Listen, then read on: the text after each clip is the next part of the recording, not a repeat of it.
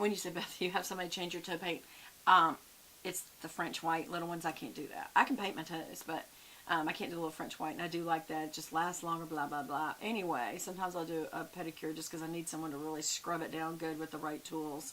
Why am I validating? It's okay. Um, because this girl, when she got off work, was headed to Texas. I'm like, what? And she said, yeah, we are taking water. I was like, God bless you, girl. You be safe. It's a very dangerous situation. I said, are you going with an organization? She said, no. I said, you're not going alone. And I thought, if she is, you let God deal with her. Don't you? I said, well, just, honey, be careful. It's a very dangerous situation. And make sure that you're in compliance with the people who are organizing and in charge, like the Corps of Engineers and all these rescue organizations. And even at first, nobody cared if you were with a rescue organization or you just had a boat. They just needed help.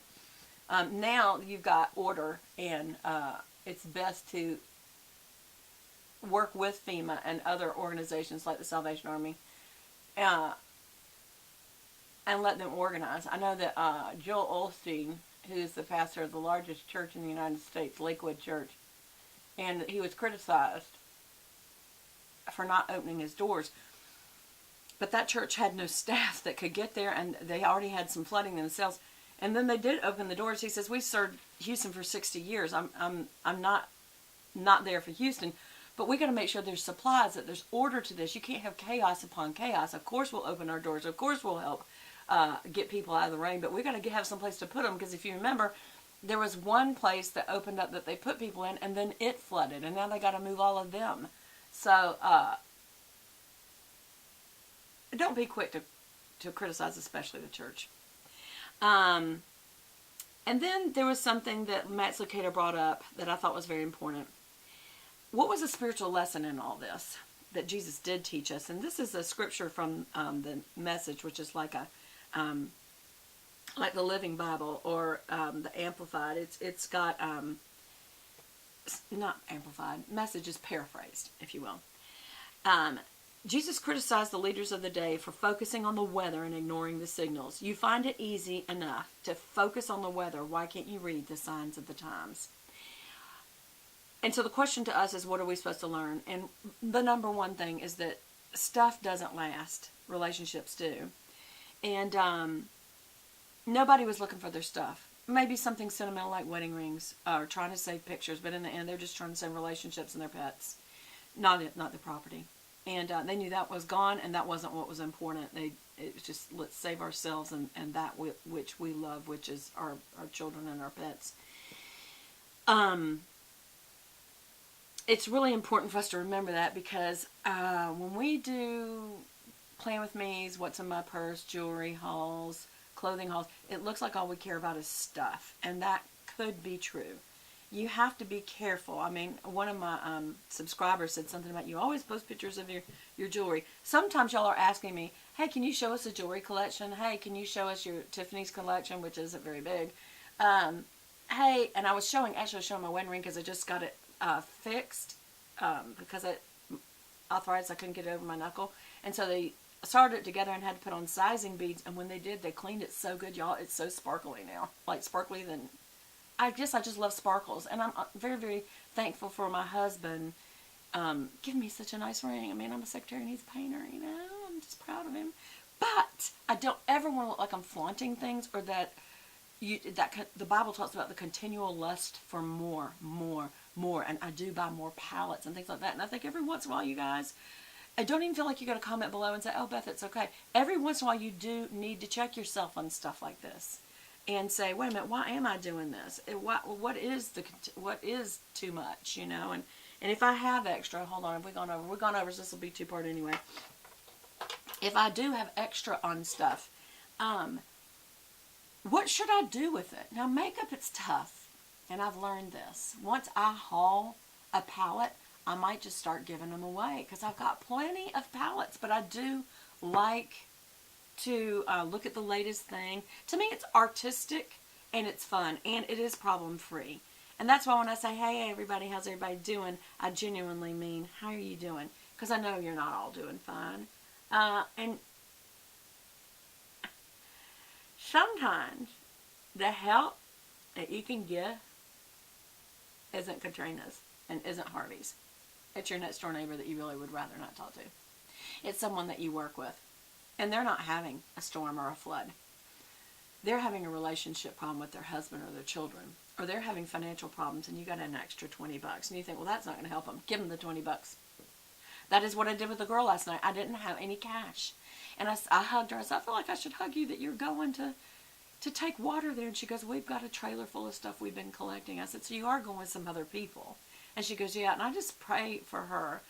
Her name is Nika, N-I-K-A. If you'll keep her in your prayers and the people with her, that they are going in their heart to go. They're driving to Texas, and I just hope that they are safe as they go about and don't become someone for the Texans. They already got their hands full. That you don't want to be that other thing they got to take care of.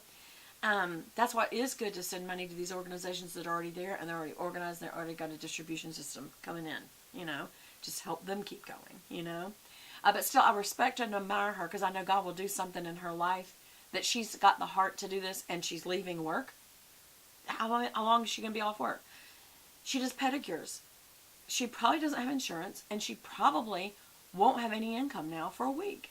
And I thought, and all I had in my purse was a 20. I felt so inadequate. I said, this is the only cash I've got. Take this $20. And, I don't know, maybe I should have written a check now that I think about it. I mean, she couldn't take a credit card. But anyway, do what you can is my point. And because a lot of what Jesus may be reminding us through these kinds of things is when he says in Luke 12:15, he says, watch out, be on your guard against all kinds of greed. A man's life does not consist of the abundance of his possessions. If I had this huge purse collection or makeup collection, maybe I should reconsider what could I do with that. If I could sell it, pick out your favorites. But if I could sell it and make money and send to any kind of organization, maybe this isn't going to pass for a long time, so it's a good one. But it's not the only thing going on out there. There's other groups that are helping trafficked victims. Abuse centers need funds. There's just all kinds of places that you can help, and you can check their validity. But the three that I named, the Red Cross, the Salvation Army, and Samaritan's Purse, you can always count on. So the second thing is that we're really all in this together. So help whoever, however you can. And then the third lesson is this world doesn't work.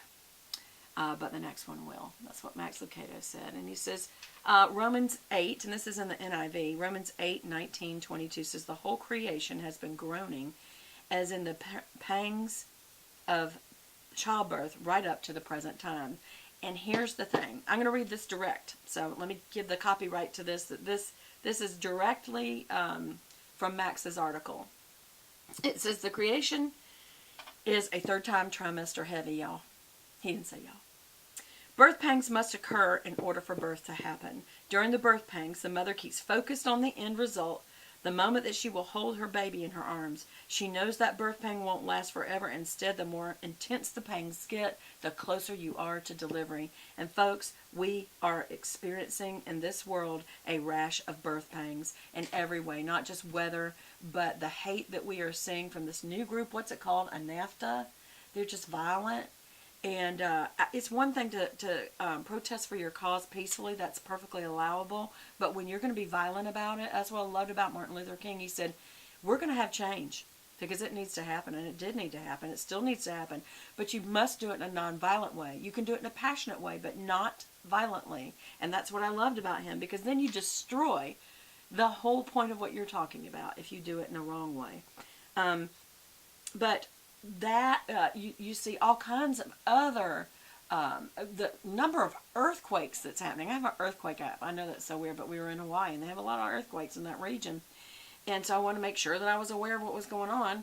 And while we were there, and there's a lot of that. There's just wars and rumors of wars, flooding, and famine. And when you see all the Christians being persecuted by ISIS, it's, and people say, well, it's not happening. It is happening, and it's not just over there anymore. It will start happening here also. This isn't the world, by the way. It's the whole world that will be going through this.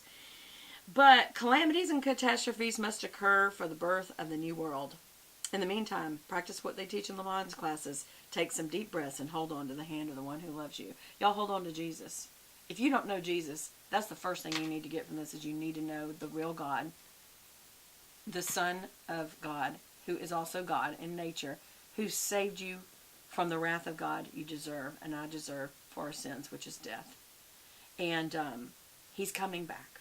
And he says there's certain signs and they're happening. And people say, well, they've always happened. Not like they are now. The birth pains are getting really heavy and closer together. The contractions are getting closer and closer together. Jesus promised that bad things would happen, but they won't occur forever because he is going to return. So what the rescuers are doing for Houston, God will do for you.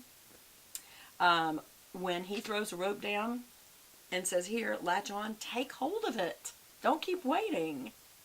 So we listen to the lessons of Harvey. We let the storms remind us the value of relationships,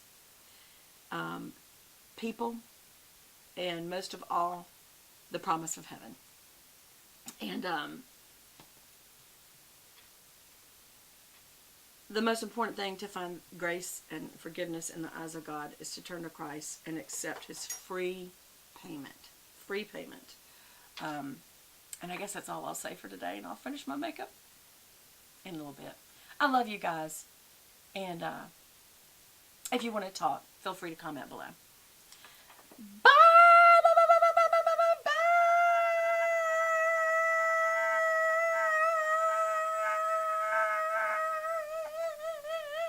It always shows that it's going to go off and then